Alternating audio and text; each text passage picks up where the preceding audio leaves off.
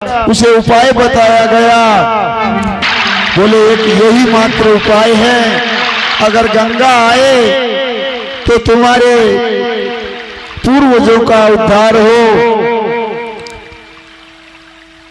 गंगा जी सगर के पुत्रों के उद्धार के लिए उन्होंने तप किया और गंगा जी पधारे तो ही सगर पुत्रों को मुक्ति मिल सकती है। कि भस्म राशि कृता नेतानम प्लावये लोक पावनी तथा किलिन्नमिदं भस्म गंगया लोक कांतया षष्ठी पुत्र सहस्राणि सर्वलोकां गमिष्यति। प्राणियों में ज्ञान का प्रकाश कराने की साधन रूपा और उनको पवित्र करने वाली गंगा जी जो स्वर्ग में बहती है, वे यदि यहाँ करके और जो ये भस्म की चिता की ढेरियां लगी हुई है, ढेरी में होकर पड़े वे इन सगर पुत्रों की भस्मों को बहावे तो इनको बोले सदगति प्राप्त हो सकती है।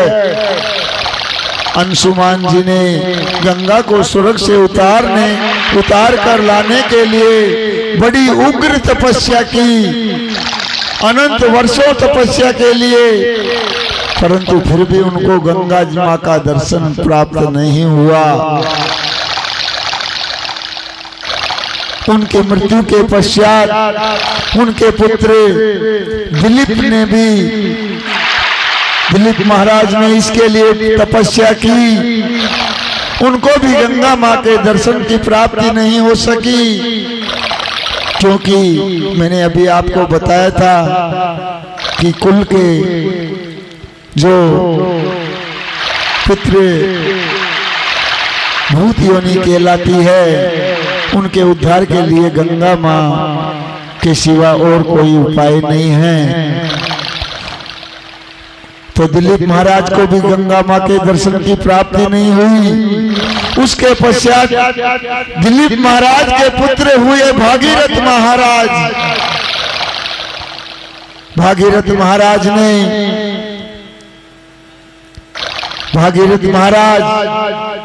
3 पीढ़ी के तब से गंगा जी प्रकट हुई कि अंशुमान जी महाराज ने अनंत वर्षों तपस्या की, उनके पुत्र महाराज दिलीप महाराज ने तप किया और फिर तीसरी पीढ़ी में, क्योंकि प्रेत योनि की मुक्ति का उपाय गंगा मां है, तीसरी पीढ़ी में गंगा मां प्रकट हुई। गंगा जी ने भागीरथ से कहा कि मेरा वेग पृथ्वी से सहन होगा नहीं भागीरथ, मुझे सहन कर सके ऐसा शक्तिशाली कोई आवे तो ही बोले मैं नीचे आऊं। भागीरथ महाराज ने तपाचरण करके और शिव जी महाराज का तप किया, शिव जी महाराज को प्रसन्न किया। शिव जी ने गंगा को अपनी जटाओं में धारण किया। बोलो गंगा मैया की। अरे या तरन तारणी गंगा हो या तरन तारणी गंगा, अरे लाए भागीरथ महाराज या तरन तारणी गंगा।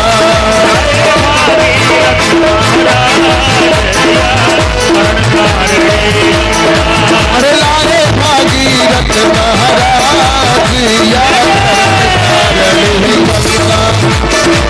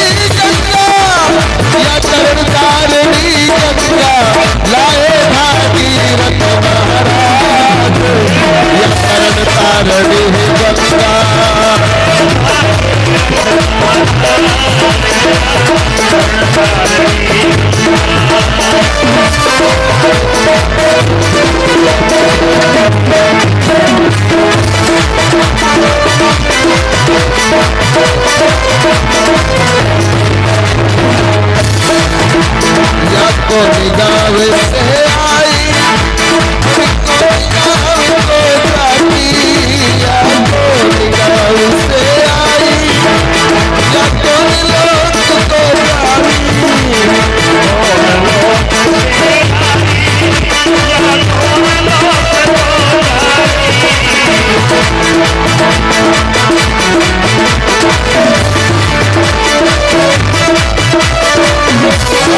सब में क्या है या तो नाम, या करण तारणी गंगा,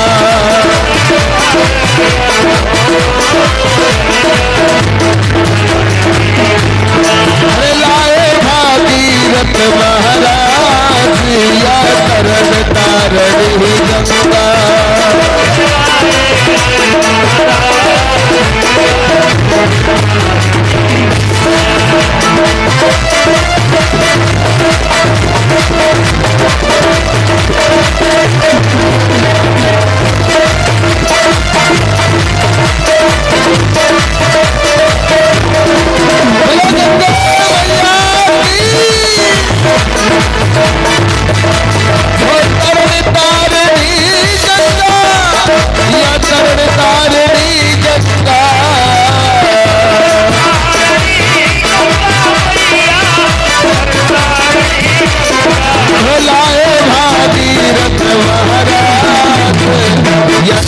तारणी गंगा,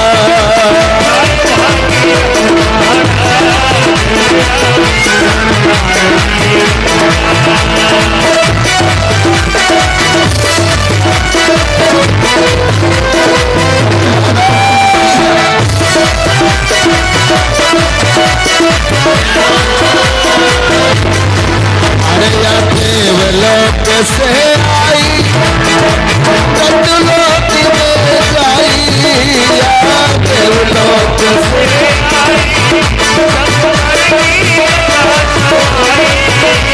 या देवलोक से आई, शंकर की जटा समाई, या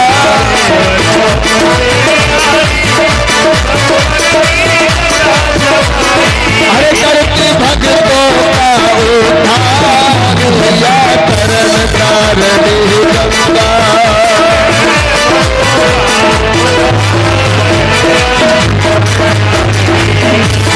अरे लाए भागीरथ महाराज, या करण तारणी गंगा,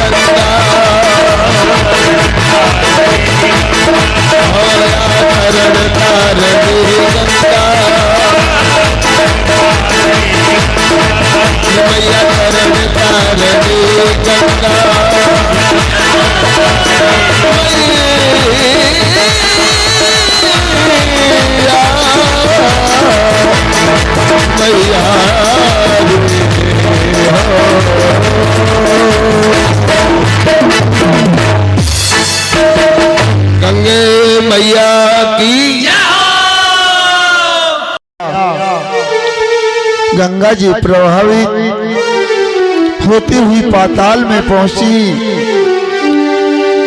सगर पुत्रों की भस्म हुई डेरी मोटी हो गई थी। कि जैसे ही गंगा माँ का स्पर्श हुआ, जैसे ही गंगा माँ का स्पर्श हुआ, वैसे ही उस मिट्टी से दिव्य पुरुष खड़े हो गए और सगर राजा के पुत्रों को सदगति प्राप्त हो गई। बोलो गंगा मैया की जय। मरने के पहले जो गंगा में स्नान करता है उसे सदगति मिलती है। स्नान सत्कर्म के लिए करने होते हैं, सत्कर्म बिना सदगति मिलती नहीं। शिव जी गंगा को मस्तक में धारण करते हैं, इससे उनका नाम पड़ा है गंगाधर। जो माथे पर ज्ञान गंगा रखता है वह जीव शिव स्वरूप होता है।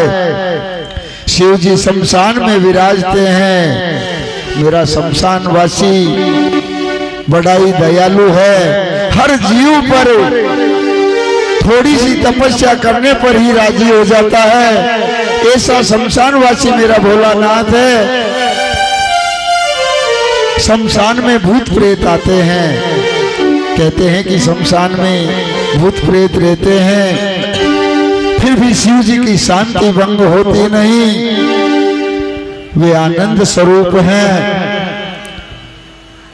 कहते हैं बड़े आनंद स्वरूप हैं कि सत्यम शिवम सुंदरम। ज्ञान गंगा को मस्तक पर धारण करने वाले जीव आनंद स्वरूप बनते हैं। महापराक्रमी भागीरथ की 14वीं पीढ़ी में महाराज खटवांग हुए। इन खटवांग राजा ने एक ही मुहूर्त में स्वयं का कल्याण साध लिया था। ऐसे ऐसे सूर्य वंश में राजा हुए हैं जिनकी अनंत महिमाएं, अनंत गाथाएं हैं, जिनका वर्णन करना बड़ा वो है। इससे प्रसन्न होकर एक बार खटवांग राजा ने देवताओं की मदद की और दैत्यों को हराया। इससे प्रसन्न होकर देवताओं ने राजा से वरदान मांगने को कहा। राजा ने विचार किया कि जिन लोगों को मेरी सहायता की जरूरत पड़ी वे लोग मुझे क्या वरदान देंगे। जिन देवताओं ने मुझसे सहायता मांगी है और वो मुझे वरदान मांगने के लिए कह रहे हैं, जिनकी सहायता मैंने की है मैं उनसे क्या मांगू। इससे प्रसन्न होकर वरदान मांगने को कहा। इसलिए उन्होंने देवताओं से कहा कि मुझे कोई वरदान नहीं चाहिए, मुझे इतना बताइए कि मेरी आयुष कितनी है बाकी है, कि मेरी अभी उम्र कितनी बाकी है, आप तो मुझे इतना बता दीजिए। देवताओं ने कहा कि तुम्हारी आयुष का एक पहर अभी बाकी है। बोले एक पहर अभी बाकी है। एक पहर अर्थात 48 मिनट, एक पहर 48 मिनट की होती है। ये सुनकर के और राजा खटवांग ने सर्वस्व का त्याग कर दिया और चित्त को प्रभु में स्थिर किया और परमात्मा का एक चित्त से ध्यान करते हुए उन्होंने शरीर का त्याग कर दिया। उन्होंने इतने थोड़े समय में ही मुक्ति की प्राप्ति कर ली। बोलो रामचंद्र भगवान की जय हो। खटवांग राजा ने एक पैर में अल्प समय में ही जीवन और मरण दोनों को सुधार लिया। जो समय चला गया है उसका स्मरण करना नहीं। भूतकाल का विचार करने से शोक होता है, दुख होता है। भविष्य का विचार करने से भय उत्पन्न होता है। भविष्य का विचार करना भी नहीं, वर्तमान का ही विचार करना है। वर्तमान को सुधारो। जीवन का जो शेष समय बाकी प्रभु ने दिया हुआ है उसमें नारायण को सतत सुमरन करो, उनका स्मरण करो तो जीवन सुधर जाएगा। खटवांग के पुत्र हुए दिलीप। दिलीप अति धर्मनिष्ठ राजा थे। उन्होंने सिंह के लिए अपने शरीर का बक्से रूप में देकर और गाय माता का रक्षण किया। ऐसे ऐसे महापराक्रमी राजा थे। मूक प्राणियों के लिए प्राणों का बलिदान करने वाले चक्रवर्ती महाराज दिलीप का चरित्र भी बहुत दिव्य है। दिलीप के पीछे उनके पुत्र रघु महाराज हुए, जो अयोध्या जी की गद्दी पर विराजे। रघु राजा महान चक्रवर्ती सम्राट बने। उन्होंने सर्वदक्षिण यज्ञ किया। सर्वदक्षिण यज्ञ में स्वयं के शरीर पर पहने हुए कपड़े के अलावा समस्त संपत्ति दान दक्षिणा में देनी होती है। रघु महाराज ने अपने सर्वस्व का दान दे दिया। रघु राजा की कीर्ति बहुत फैली और सूर्य वंश तब से ही रघुवंश के नाम से प्रसिद्ध हुआ। रघुकुल रीति सदा चले आए, प्राण जाए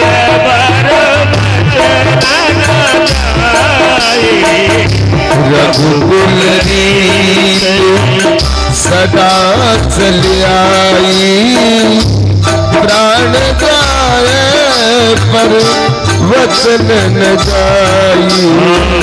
रघुकुल रीति सदा चले आए, प्राण जाए पर वचन न जाई। हरे राम राम राम हरे हरे, हरे हरे कृष्ण हरे हरे। श्री राम जय राम जय जय राम, श्री राम जय राम जय जय राम राम। बोलो रामचंद्र भगवान जय जय श्री सीताराम। किसी ने निष्ठा बल से अथवा दान शौर्य से अनेक प्रकार की सिद्धियां प्राप्त की। ऐसे ऐसे महापराक्रमी राजा हुए। ऐसे पुण्यशाली गौरवशाली वंश में दशरथ महाराज का जन्म हुआ था। उनकी शौर्य संपत्ति अगाध थी, सेना विशाल थी और दूर दूर के प्रदेशों तक उनकी कीर्ति फैली हुई थी। राजा धर्म और न्यायपूर्वक राज्य करते थे। इस प्रकार अनेक राजा हुए। बोलो रामचंद्र भगवान की जय। आपको सूर्य प्रभु का जो प्राकट्य हुआ जन्म लेंगे उसकी कथा मैं अब आपको श्रवण कराऊंगा।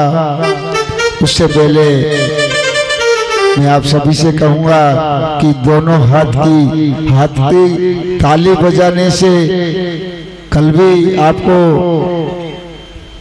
बोला गया था कि जब भी आप राम कथा या किसी भी परमात्मा की जो भी पुराण की कथा सुनने बैठोगे वहां आप ये मत समझो कि हम हमारे बल के द्वारा कथा को श्रवण कर लेंगे। उसमें भी विघ्न करने के लिए विघ्न आता है तो उसे भगाने के लिए जैसे आप भोजन पाते हैं और स्वान वगैरह खप के जो ये मुद्रा तालियों की चलती रहेगी तो कभी निंद्रा आपको निंद्रा नहीं घेर सकती है। तो ताली के साथ परमात्मा का नाम का कीर्तन सुमरन कीजिए। श्री राम जय राम, श्री राम जय राम जय राम, श्री राम जय राम जय जय राम, श्री राम जय राम जय जय राम।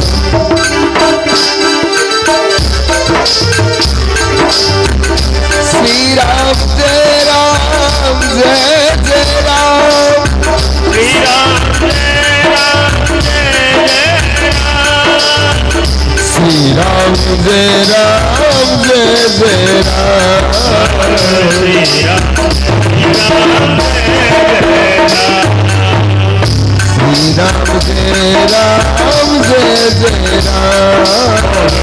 में रोवे, गोपाल में रोवे, कुंड में रोवे, गोपाल में रोवे, श्री राधा रमण घन श्याम में रोवे, श्री राधा रमण घन श्याम में रोवे, श्री राधा रमण घन श्याम में रोवे, श्री राधा रमण घन श्याम में रोवे,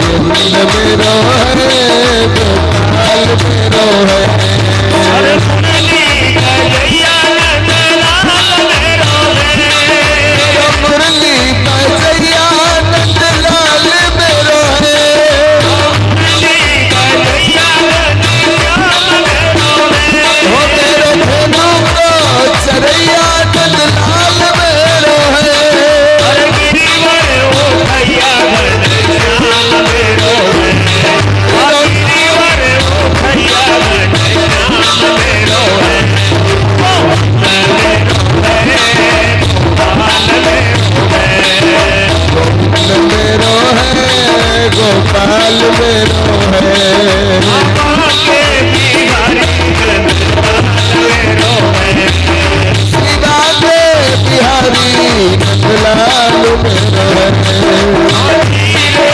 चोरैया नंदलाल में रोवे, ओ माखन को खिवैया ब्रजराज में रोवे, अरे माखन को लुटैया नंदलाल में रोवे, माखन को खिवैया नंदलाल में रोवे,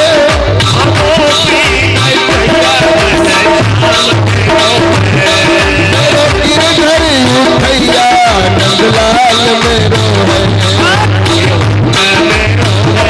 काली गोविंद में रोवे, गोपाल में रोवे, गोविंद में रोवे, गोपाल में रोवे, गोविंद में रोवे, गोपाल में रोवे,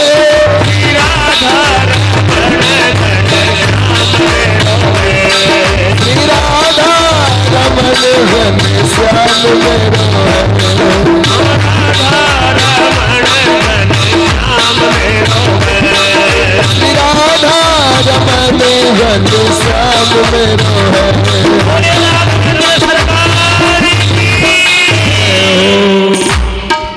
बोलो रामचंद्र भगवान की जय जय श्री सीताराम। शंकर भगवान बड़े आनंदित होकर के और माता पार्वती जी से ये कथा कहते हैं कि देव देव नमस्ते अस्तु, देव देव नमस्ते अस्तु, शंख चक्र गदाधर परमात्मा च युतोऽन्त पुनस्त्वं पुरुषोत्तम वदान्त योगेन्द्रियाम् त्वां वेदवादिनां सता मात्रं ज्ञाने कविग्रहम्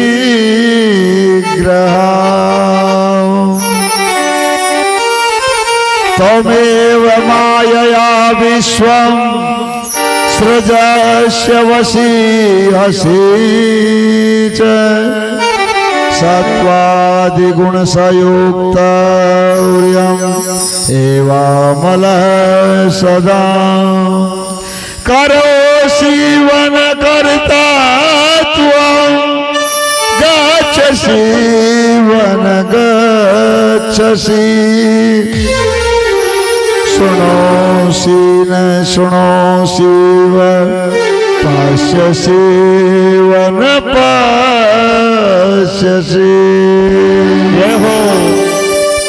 महाराज दशरथ के भगवान के प्राकट्य का वर्णन है और महाराज दशरथ के यहाँ 3 रानियां प्रधान रानियां थी, परंतु राजा के कोई संतान नहीं थी। दशरथ महाराज के 3 प्रधान रानियां होते हुए भी महाराज, लेकिन संतान के अभाव में दशरथ महाराज चिंतित रहते थे। राजा ने वशिष्ठ ऋषि जी से प्रार्थना की कि वशिष्ठ जी से कहा कि गुरुदेव मेरा एक बार भूपति मन माही, भई जो कलानी मोर सुतना। एक बार भूपति मन माही, भई कलानी मोर सुतना।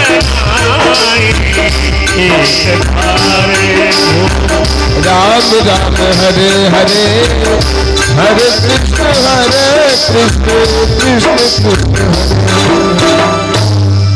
तो वशिष्ठ ऋषि से महाराज दशरथ जी प्रार्थना करते हैं। वशिष्ठ जी ने कहा कि राजन, आप काम को पुत्र कामेष्टि के यज्ञ करो, तुम्हारे घर परमात्मा पुत्र रूप में पधारेंगे। परंतु इस यज्ञ में महान ऋषि श्रृंग ऋषि पधारेंगे तो ही ये यज्ञ सफल होगा। श्रृंग ऋषि विभांडक ऋषि के पुत्र थे। विभांडक ऋषि ने पुत्र श्रृंग ऋषि को जन्म से ही माता से अलग कर दिया था।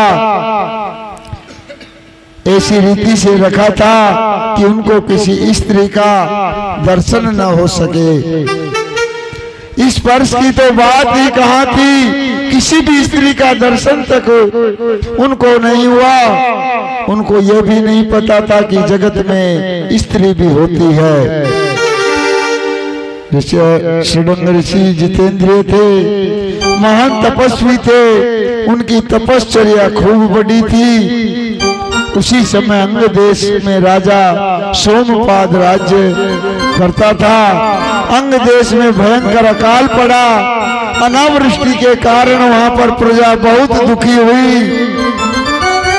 तब ब्राह्मण ने राजा को सलाह दी कि जितेंद्रिय तथा विद्यावृत्ति और तप के धनी श्रृंग ऋषि यहाँ पधारे तो ही वृष्टि हो सकती है।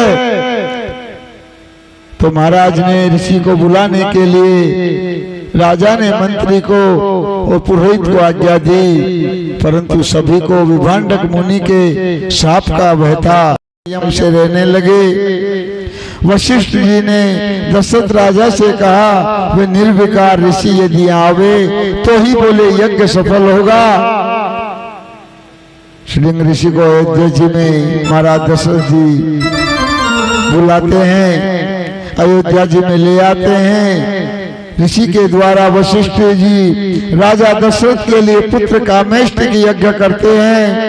यज्ञ में देवता प्रत्यक्ष होकर आविर्भाव ग्रहण करते हैं और त्रिकाल संध्या करने वाले तपस्वी ब्राह्मण जिस देवता का मंत्र बोले वह मंत्र पूरा हो उससे पहले ही देवता यज्ञ मंडप में प्रकट हो जाता। देवता मंत्र के अधीन होते हैं। जहाँ वशिष्ठ ऋषि आचार्य हैं, जहाँ श्रृंग विराजे हुए हैं, वहाँ दशरथ राजा के यज्ञ में देवता प्रत्यक्ष प्रकट होते हैं, आविर्भाव ग्रहण करते हैं और परमानंद हो रहा है। पूर्ण आहुति के समय यज्ञ कुंड से अग्निदेव बाहर आते हैं। स्वर्ण पात्र में पायस लेकर अग्निदेव पधारते हैं। यज्ञ नारायण सबका मनोरथ सफल करने को तैयार है। वे सबको बुलाते हैं, तुम मेरी आराधना करो, मैं तुम्हारी सब कामना पूर्ण करूंगा। प्रत्यक्ष अग्निदेव वहां प्रकट हुए और दशरथ राजा को कहते हैं कि तासु त्वं लप्यस्य पुत्राणाम यदार्थ यज्ञसे नृप, कि तुम्हारे घर तुम्हारे घर पर राजन बोले 4 पुत्र प्रकट होंगे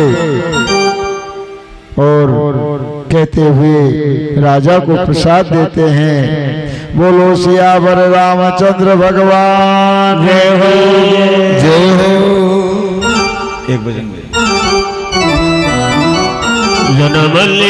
जन्म लियो श्री राम बधाई हो कौशल्या मैया। जन्म लियो श्री राम बधाई हो कौशल्या मैया। जन्म लियो श्री राम बधाई हो कौशल्या मैया। जन्म लियो है राम बधाई हो कौशल्या मैया। बधाई हो कौशल्या मैया। बधाई हो सुमित्रा मैया। बधाई हो कौशल्या मैया। बधाई हो कौशल्या मैया। बधाई हो कौशल्या मैया। बधाई हो सुमित्रा मैया। जन्म लियो है श्री राम बधाई हो कौशल्या मैया।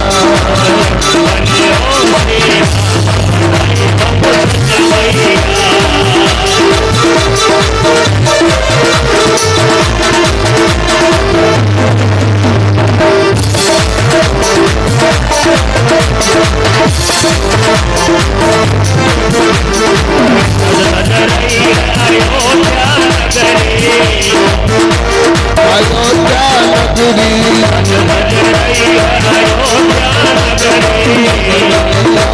अयोध्या नगरी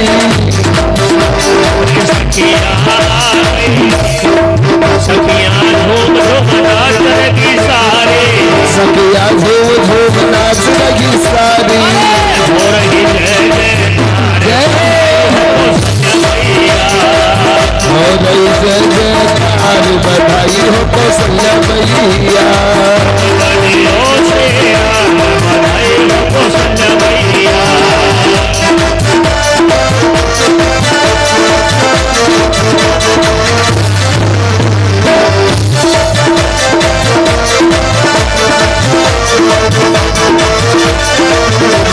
बधाई हो कौशल्या मैया। बधाई हो सुमित्रा मैया। बधाई हो कौशल्या मैया। बधाई हो कौशल्या मैया।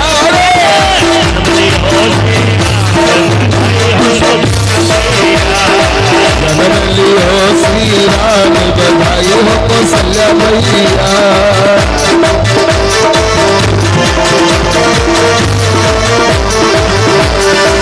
नौबत्ती बाजी रहे। नौबत्ती बाजी रहे।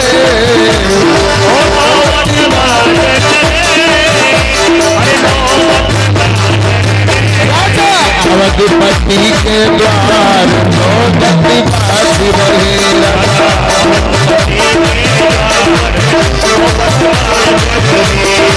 अवधपति के द्वार नौबत्ती बाजी रहे।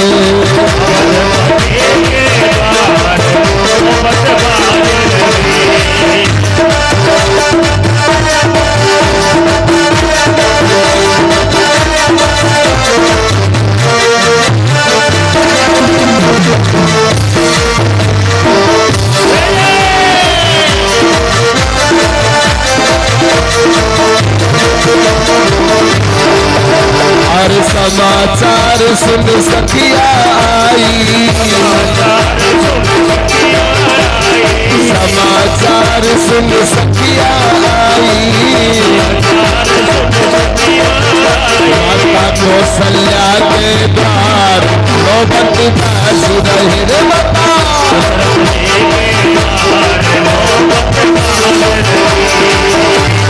नौबत्ती बाजी रहे।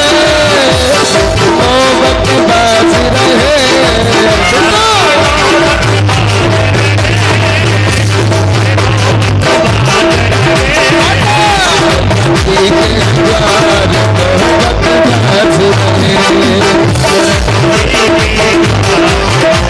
बधाई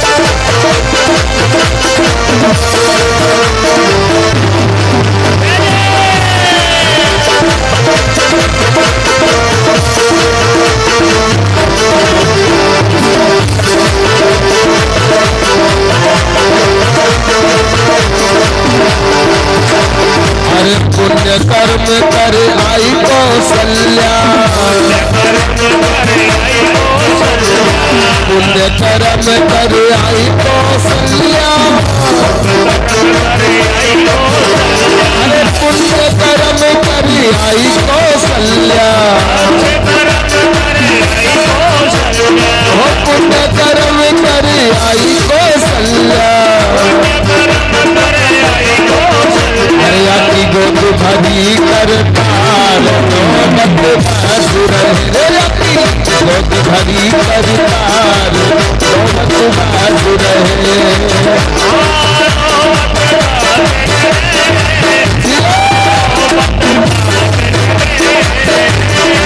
नौबत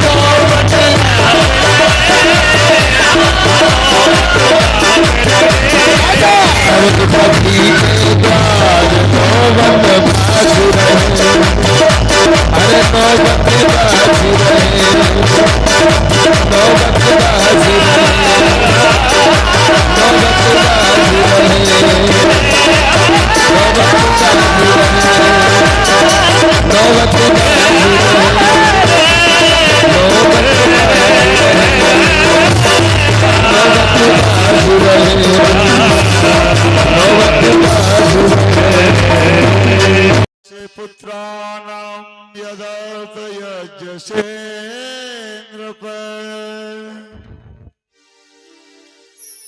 तो अग्निदेव के द्वारा महाराज दशरथ जी को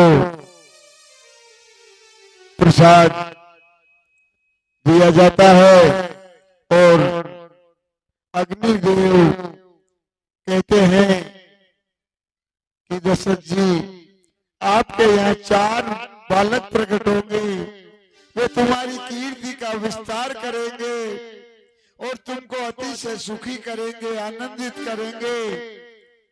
ये कहते हैं दशरथ महाराज को आशीर्वाद देकर के और अग्निदेव अंतर ध्यान हो जाते हैं। दशरथ राजा को अत्यंत आनंद हुआ, प्रसाद माथे चढ़ाया और वशिष्ठ ऋषि जी का वंदन करके राजा ने कहा कि हे गुरुदेव, आपकी कृपा से मुझे ये प्रसाद प्राप्त हुआ है, अब मैं इसका क्या करूं।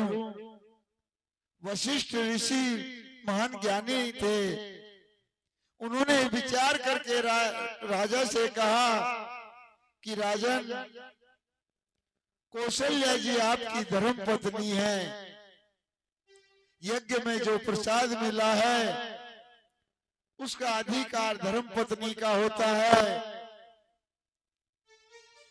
कैकेयी जी हैं, कैकेयी जी धर्म पत्नी नहीं, कैकेयी जी तो भोग पत्नी है। इसलिए प्रसाद का मुख्य जो अधिकार है वो धर्म पत्नी आपकी कौशल्या जी को है।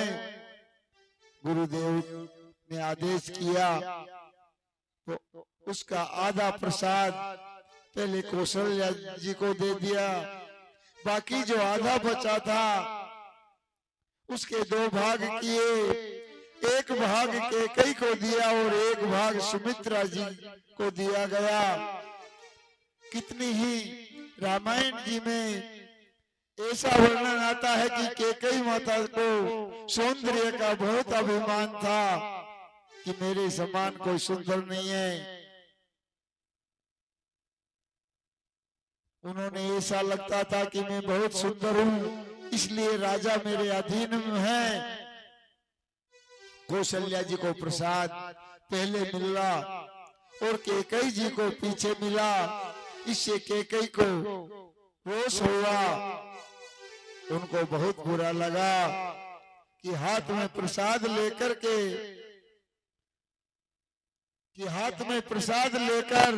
और कैकेयी ने क्रोध किया और कर्कश वाणी से उसने दशरथ जी महाराज का अपमान किया। उसने दशरथ जी महाराज से कहा कि आपने मुझे पीछे प्रसाद क्यों दिया, पहले कौशल्या जी को क्यों दिया। जब क्रोध की महिमा कल भी बताई थी कि क्रोध ज्ञान का नाश कर देता है। कैकेयी जी ने उन्हें कहा कि क्या मुझे आप बाजार से लाए हो, मुझे पीछे प्रसाद क्यों दिया, तुमको कुछ ज्ञान नहीं की, अब ये प्रसाद मुझे नहीं लेना है। कर्कश वाणी से जो पति का दिल दुखावे वही स्त्री कैकेयी स्त्री कहलाती है। कैकेयी ने प्रसाद का भी अपमान किया। उसी समय भगवान शंकर की माया प्रेरणा से एक चील वहां आई और कैकेयी की हथेली पर से प्रसाद उठा करके उड़ गई और अंजन पर्वत पर अंजनी देवी भगवान शंकर की जो आराधना में कर रही थी, अंजनी जी की इच्छा थी कि मेरे घर शंकर के समान महान ज्ञानी पुत्र हो, शिव जी के समान महान भगवत भक्त पुत्र मेरे घर में आवे। इसलिए अंजनी मां पंचाक्षर शिव मंत्र का जाप करती थी और भगवान शंकर की आराधना करती थी। शिव जी की प्रेरणा से चील ने कैकेयी के हाथ से उठाया हुआ प्रसाद लाकर और अंजनी मां के हाथ में रख दिया। माता अंजनी के नेत्र शिव जी के ध्यान में बंद थे। अंजनी मां ने ऐसा माना कि मुझे तो शिव जी ने ही ये प्रसाद दिया है, इसलिए अंजनी मां प्रसाद को खा गई और प्रसाद का भक्षण करने से अंजनी मां के गर्भ रहा और आनंद हुआ और 9 मास परिपूर्ण हुए और परम पवित्र समय प्राप्त हुआ। और चैत्र मास की शुक्ल पक्ष पूर्णिमा तिथि के सूर्योदय के समय उसी समय में श्री हनुमान जी महाराज की जय जयकार हुई। जय श्री हनुमान जी महाराज की। ये मारो बेड़ो पार लगा जो सा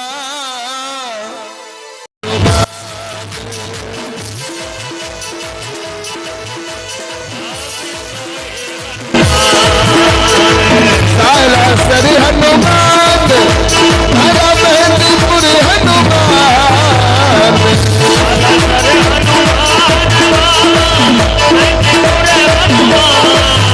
हरो बेड़ो पार लगा जो सारी हनुमान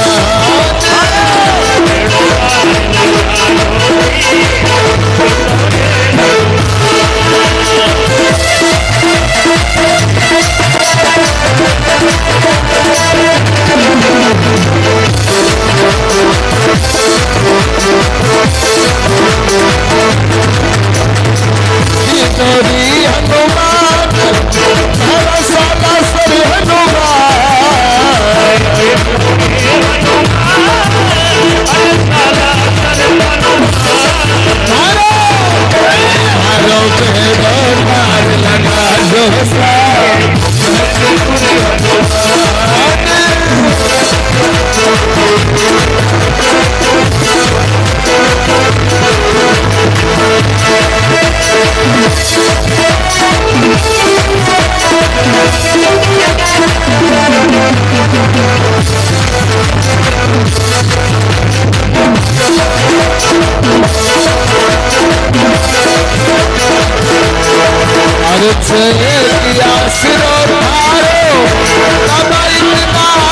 विचारो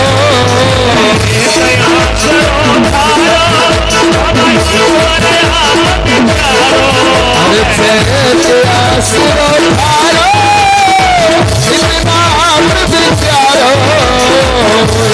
आसरो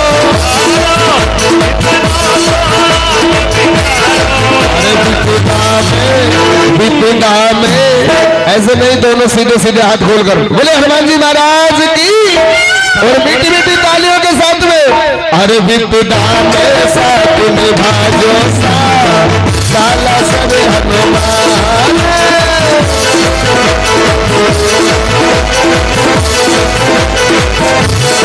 साला सर हनुमान तारा महतीपुर हनुमान साला सर हनुमान तुम्हारो मेरो पार लगा जो महतीपुर हनुमान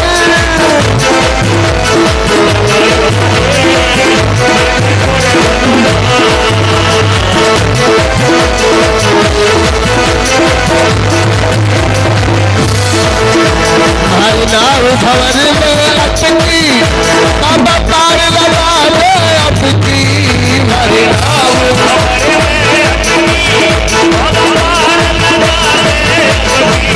हमारी नाव भंवर में अटकी पार लगा दे अटकी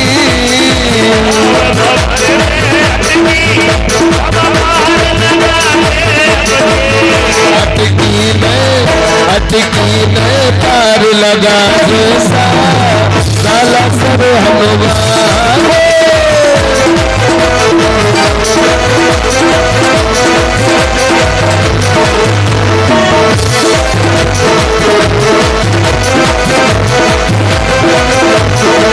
साला सर हनुमान हमारा महतीपुर हनुमान साला सर हनुमान महतीपुर हनुमान मारो ए मारो अरे मारो बेड़ो पार लगा जो महतीपुर हनुमान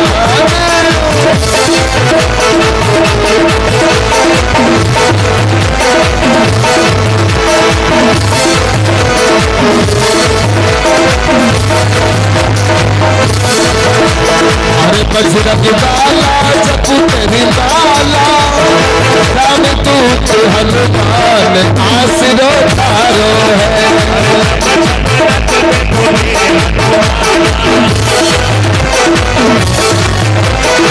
राम राम सिया राम राम जय राम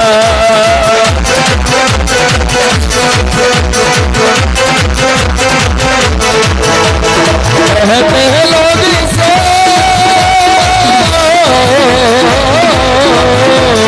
कहते हैं लोग इसे अरे छपे छपे छपे छपे नाचे कबीर हनुमान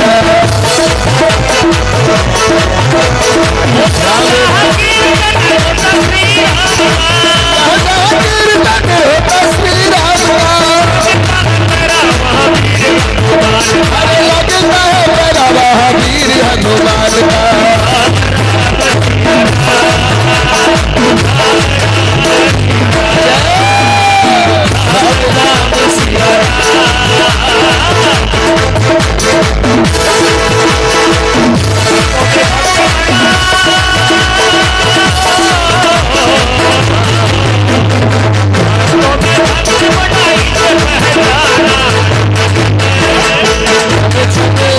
अरे छले छले नाचे कबीर हनुमान राम राम सिया राम राम जय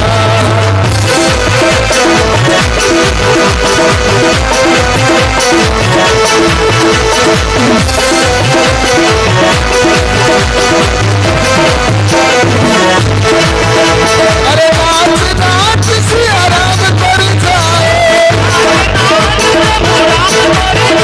अरे बनवारी बन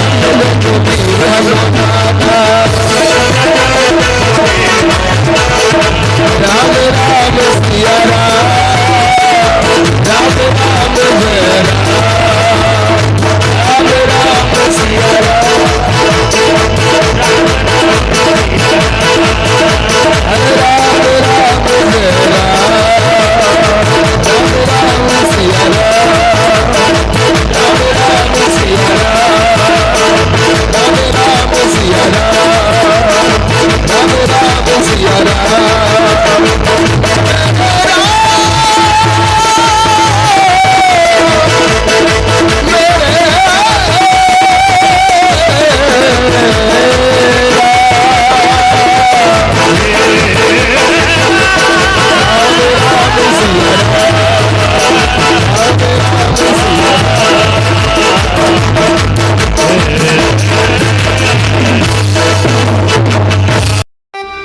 दशरथ महाराज पधारे, उसकी भी उन्हें खबर नहीं हुई। दशरथ महाराज ने पूछा कि महारानी तुम्हारी इच्छा क्या है, परंतु वहां पर कौन सुने। दासी ने सावधान करते हुए कहा कि महारानी जी, महाराज पधारे हुए हैं। कौशल्या जी तब कुछ होश आया। दशरथ राजा ने गुरुदेव की आज्ञा से मैं यहाँ आया हूँ, आपकी अगर कोई इच्छा है तो आप मुझे कीजिए, मैं उसे परिपूर्ण करूंगा।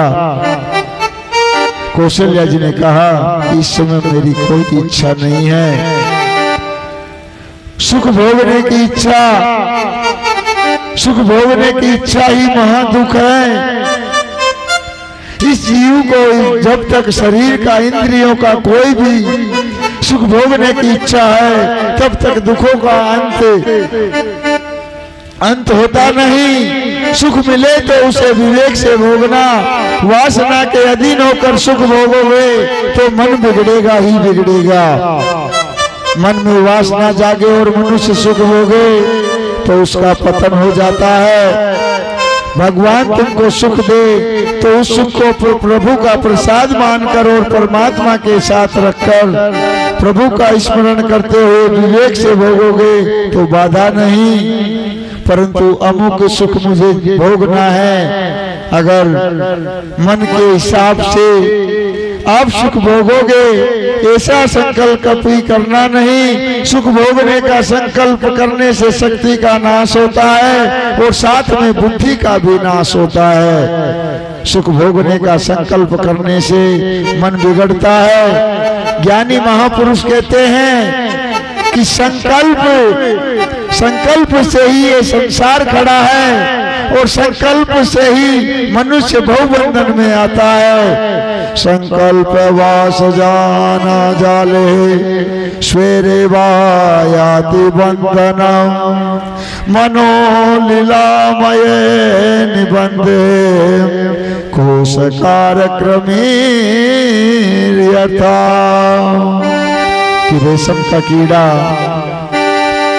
स्वयं के अंग में से ही द्रव्य का स्राव करके स्वयं के आसपास तंतु बना लेता है और इस प्रकार स्वयं ही उसमें वेष्टित हो जाता है। इसी प्रकार मनुष्य मन भी अनेक प्रकार के संकल्पों से वासना का जाल बनाकर और इस भवबंधन सागर में पड़ जाता है और मनुष्य को जन्म मरण के चक्कर में डाल लेता है।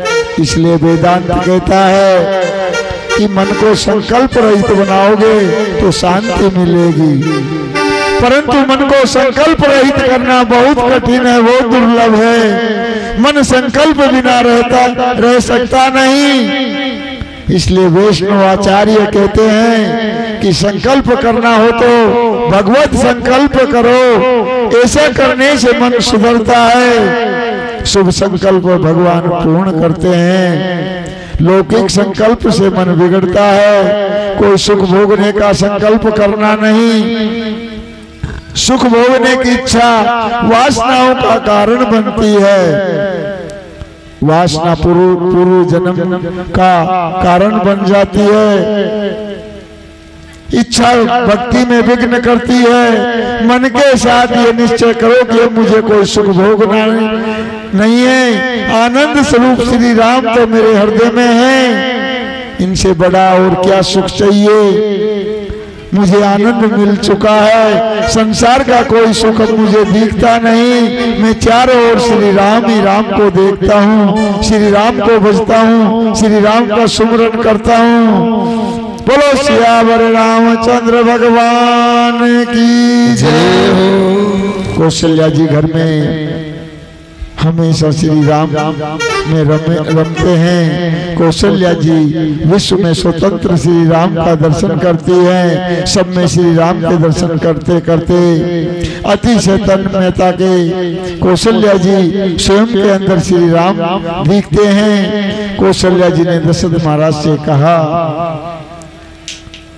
कि आनंद स्वरूप श्री राम तो मेरे हृदय में है, मुझे अब कोई सुख भोगना नहीं, मुझे अब बोलने की इच्छा होती नहीं, मुझ में कोई भी इच्छा शेष नहीं। मैं श्री राम स्वरूप ही हूँ, आनंद स्वरूप हूँ। माता कौशल्या के अंदर जो आनंद सिरनु सुख राशे,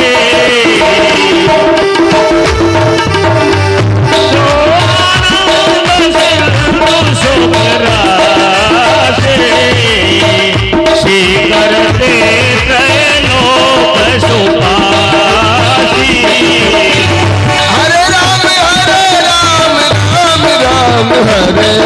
हरे हरे कृष्ण कृष्ण कृष्ण हरे हरे।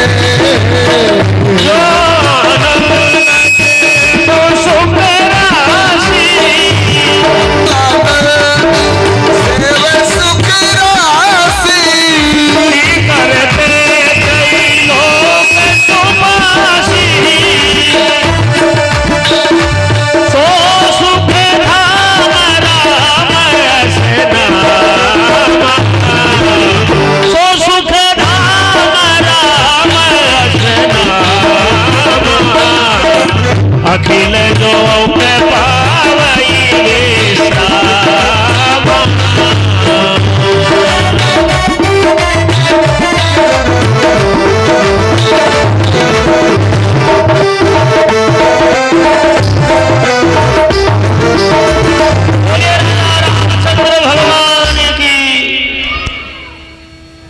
बोलो रामचंद्र भगवान की। वशिष्ठ ऋषि जी ने कहा कि राजन, कौशल्या जी तो वेदांत का सिद्धांत प्रतिपादित करती है, बहुत सुंदर बोलती है, भविष्य बहुत स्वाद दिए। माता कौशल्या जी के अंदर विराजे हुए परमात्मा की देवता गंधर्व स्तुति करते हैं। भक्ति में वाचंती तत्वभक्ता सखें सर्वेदिनम् अतस्त्वत् पाद कमले भक्तिरेव सदास्तु मे संसारमय तप्तानां भेषजं भक्तिरेव ते। हे भगवान, आपके चरण कमलों में प्रीति रखने वाले भक्त आपको लक्ष्मी जी से भी अधिक प्यारे हैं। इसलिए तो संसार सार को समझाने वाले भक्त आपकी भक्ति की ही इच्छा रखते हैं। भक्तों को ये ज्ञान है कि भव रोग के लिए आपकी भक्ति ही एकमात्र औषधि है। आपकी भक्ति के अलावा इस भव रोग का कोई उपचार नहीं है। आपके चरणों का जो आश्रय लेता है, आपकी सेवा पूजा करता है, वह अनायासी संसार सागर से तर जाता है। प्रभु, ज्ञान का मिथ्या अभिमान रखकर जो आपसे विमुख बनता है, वह तो संसार में भटकता है। ज्ञानी यदि प्रभु प्रेमी न हो तो ऐसे ज्ञानी का पतन हो जाता है। ज्ञानी पुरुष मिलते हैं परंतु परमात्मा के साथ प्रेम करने वाले जल्दी मिलते नहीं। ज्ञानी प्रभु प्रेमी हो तो ही ज्ञान सफल होता है। ज्ञानी पुरुषों का पतन होता हुआ स्पष्ट देखा गया है। आपको अब शीघ्र ही प्रभु प्रकट होना है। यह भूमि भाग्यशाली है कि आपके मंगल में चरणार बिंदु का स्पर्श से प्राप्त हुआ है। देवताओं ने नारद जी के उदर में विराजे हुए, देवताओं ने माता जी के उदर में विराजे हुए परमात्मा की अनेक प्रकार से स्तुति की। माता जी को आश्वासन दिया कि अब परमात्मा शीघ्र प्रकट होने वाले हैं। परम आनंद छा गया, चारों तरफ आनंद ही आनंद छाया हुआ है। मैंने अभी आपको बताया था कि परमात्मा की प्राकृतिक की जो बाल रूप की झांकी है उसका समय 3 बजे उपरांत रखा गया है। पहले कथा श्रवण करके और प्रभु की झांकी की फिर आप आरती करेंगे। सभी प्रार्थना कर रहे हैं कि प्रभु आपको जल्दी प्रकट होना है। नवम मास परिपूर्ण होता है और परमात्मा के प्राकट्य का समय आ गया है। परम पवित्र चैत्र मास शुक्ल पक्ष और वर्णन ये तत्वार्थ रामायण है। इसमें जो शिव जी ने पार्वती जी को कथा सुनाई है उसकी अनंत में पहले भी बता चुका कि हरि अनंत हरि कथा अनंता। आपको जो सूर्य वंश प्रकट हुआ था कहां से प्रारंभ हुआ तो आपको उनमें कितने राजा हुए। राम जी के अवतार तक से पहले और सूर्य वंश के प्रारंभ में जितने राजा प्रकट हुए पराक्रमी बलवान उनका मैंने आपको वर्णन सुनाया। तो वो चीज वो परमात्मा की जो कथा है वो रामचरितमानस में उनका वर्णन नहीं है। नवम मास परिपूर्ण हुआ, परमात्मा के प्राकट्य का समय हुआ। पवित्र चैत्र मास शुक्ल पक्ष और अष्टमी तिथि थी। रात्रि के समय महाराज दशरथ पलंग पर पौड़े हुए हैं। अष्टमी की उत्तर रात्रि और नवमी का प्रातः काल है और ब्रह्म मुहूर्त का समय है। उसमें जाग कर और महाराज विचार करते हैं कि आज का यह स्वप्न तो बहुत सुंदर है। इस स्वप्न का मुझे क्या फल मिलेगा। उस स्वप्न का फल जानने के लिए महाराज अति प्रसन्न मन से वशिष्ठ ऋषि जी के आश्रम में जाते हैं और महान ज्ञानी वशिष्ठ ऋषि जी को ब्रह्म मुहूर्त में आदि नारायण परमात्मा का ध्यान करने बैठे ही थे कि इतने में दशरथ महाराज ने गुरुदेव को साष्टांग वंदन करके और क्षमा मांगी। कहा कि गुरुदेव मैं आपके ध्यान में विक्षेप करने आया हूँ, मुझे क्षमा करना प्रभु। आज मैंने एक स्वप्न देखा है। मैंने सरयू में स्नान किया है और स्नान करने के पश्चात अपने महल में श्री लक्ष्मी नारायण की सेवा में बैठा हुआ हूँ और दूध दही घी मधु शर्करा इत्यादि पंचामृत से परमात्मा नारायण का मैं अभिषेक कर रहा हूँ। बोले गुरुदेव आप वेद मंत्रों का उच्चारण कर रहे हैं। अभिषेक के पश्चात मैंने परमात्मा का बहुत सुंदर श्रृंगार किया। ठाकुर जी की पुष्प की माला सजाई है, ठाकुर जी को तिलक किया और नैवेद्य रखा है और मैंने ठाकुर जी की आरती उतारी है। जिस दिन स्वप्न में तुम अपने ठाकुर जी की सेवा करो, स्वप्न में भगवान की आरती उतारो तो मानना कि तुम्हारे भाग्य का अबूझे होने वाला है। वशिष्ठ ऋषि ने राजा को धन्यवाद दिए, कहा कि राजन अति भाग्यशाली को ही ऐसा स्वप्न दिखाई देता है, यह बहुत सुंदर स्वप्न है। दशरथ महाराज ने स्वप्न की बात आगे चलाते हुए कहा कि गुरुदेव स्वप्न में मैंने देखा कि मेरे आंगन में बड़े बड़े देवता और ऋषि भी पधारे हुए हैं। मेरे आंगन में कीर्तन हो रहा है, मैं ब्राह्मणों की पूजा कर रहा हूँ, संत ब्राह्मणों की पूजा कर रहा हूँ, गौ का दान दे रहा हूँ। सब मुझे आशीर्वाद दे रहे हैं कि तुम्हारे घर परमात्मा प्रकट होंगे, तुम्हारे भाग्य का उदय होना है। गुरुदेव, पीछे तो मैंने स्वप्न में देखा कि ठाकुर जी की आरती उतारते हुए मैं बहुत प्रेम से श्रीअंग को निहार रहा हूँ। ठाकुर जी बहुत प्रसन्न हैं, बड़े आनंदित हैं, धीरे धीरे स्मित हास्य कर रहे हैं। गुरुजी, पीछे तो मैंने देखा कि ठाकुर जी के श्रीअंग से दिव्य तेज निकला है और वह कौशल्या जी के पेट में गया है। ठाकुर जी ने कौशल्या जी के पेट में प्रवेश किया है। दशरथ महाराज की बात सुनकर और वशिष्ठ ऋषि को बहुत आनंद हुआ, बड़े आनंदित हुए और उन्होंने कहा कि राजन, स्वप्न आपका बहुत ही सुंदर है। मुझे लगता है कि परमात्मा पुत्र रूप में तुम्हारे घर पधारने वाले हैं। यह स्वप्न उसी का सूचक है। दशरथ महाराज ने विस्मित में भरकर पूछा कि महाराज, क्या परमात्मा मेरे घर पुत्र रूप में आएंगे? गुरुदेव ने कहा कि बालक रूप में पधारेंगे। परमात्मा पधारेंगे पर बालक रूप में पधारेंगे। ऐसे बालक होंगे जैसा आज तक किसी के घर में हुआ नहीं और भविष्य में होगा भी नहीं। साक्षात परमात्मा पुत्र रूप में आवेंगे। राजा को श्रद्धा थी, विश्वास था, गुरु के ऊपर पूर्ण विश्वास था कि मेरे गुरुदेव जो बोलते हैं वो सत्य बोलते हैं। कभी गुरुदेव की वाणी व्यर्थ जाती नहीं, वह सत्य होता है। राजा की वृद्धावस्था थी, घर में पुत्र संतान नहीं थी। इससे गुरुदेव की बात सुनकर राजा के नेत्र सजल हो गए।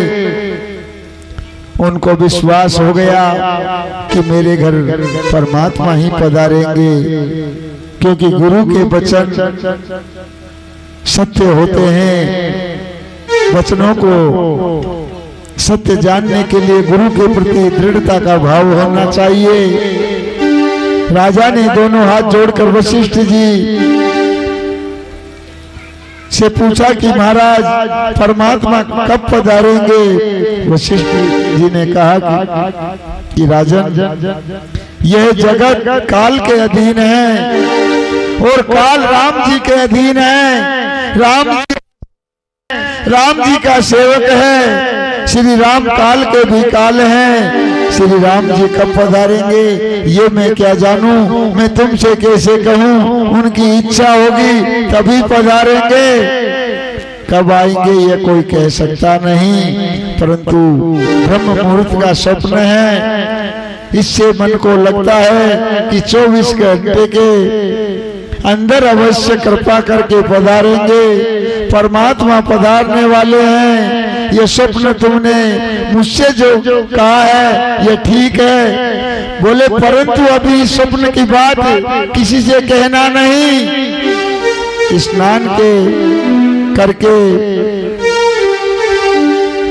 स्नान करके परमात्मा का ध्यान करो, जप करो, स्मरण करो। थोड़े समय में ही आनंद की कोई वार्ता बोले राजन तुमको सुनने को मिलेगी। गुरुदेव की आज्ञा के अनुसार राजा, आज रामनवमी का प्रातःकाल है। आज स्वर्ण का सूर्य उदय हुआ है। जय दिन राम जन्म श्रुति गावई, तीरथ सकल तहाँ चलिया।